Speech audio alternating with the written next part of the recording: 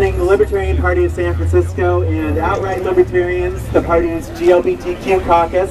Oh, I know you want that. And also the Freedom Community, which I consider everyone here to be a part of by virtue of coming out today and speaking for Bradley Manning and for freedom and against government oppression.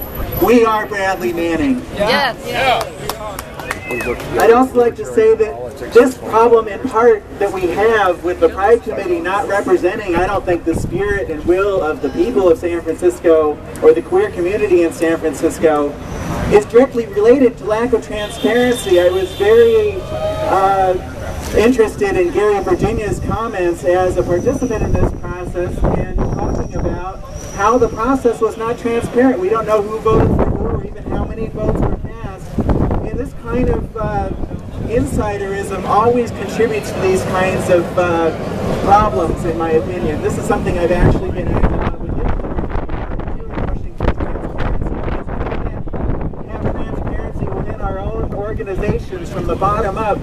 How are we going to get it with government in the larger world? How are we going to make government accountable to the people if our own organizations aren't even accountable to us and don't speak for us?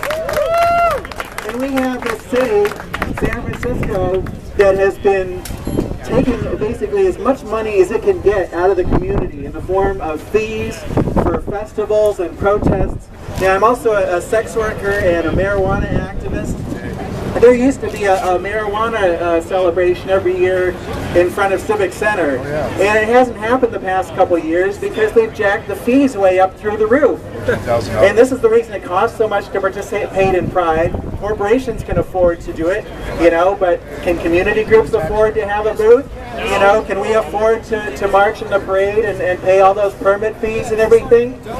This is taking money directly out of our community and using it to promote positions, as we've seen with Lisa Williams and the Pride Committees, that we don't support. You know, when are we going to stand up and demand to take back our own organizations? This is really about fundamental human rights issues. As was mentioned by another speaker, Amnesty International and reputed human rights groups have found that Bradley Manning was tortured. This is clearly unconstitutional, clearly an affront to basic human rights. You know, this is the same organization, the U.S. government, that for many years until recently didn't even allow equal participation in the U.S. military by queers. And I could really identify with Bradley Manning in that. A lot of people don't know this about me, but I was also formerly in the U.S. Army myself for 6 years. At the time I went in, I was not out as bisexual. But nevertheless, I experienced a good degree of homophobia, especially going through basic training.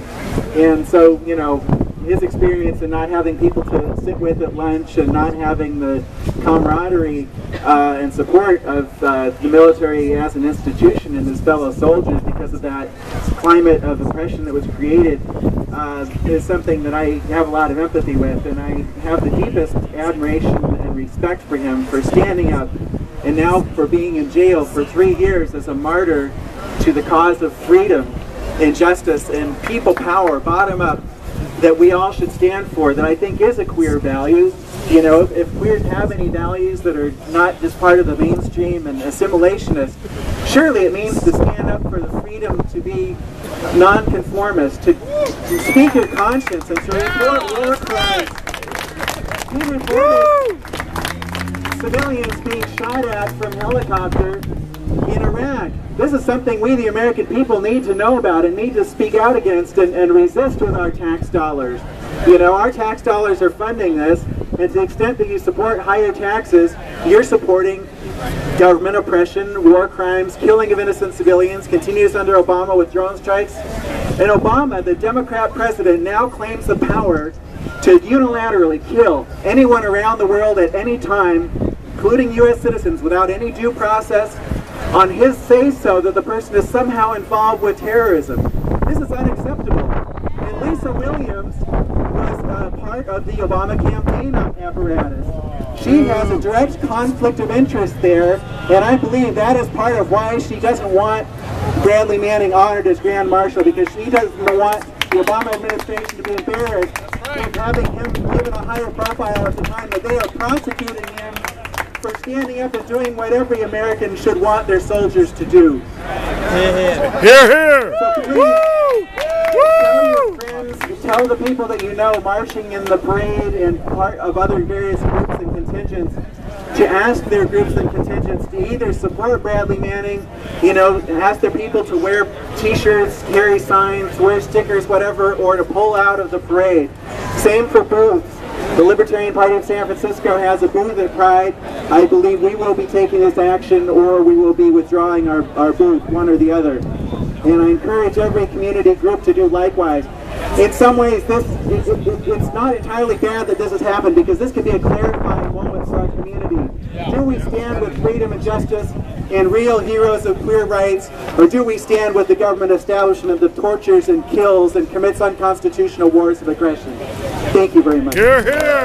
Woo! Woo!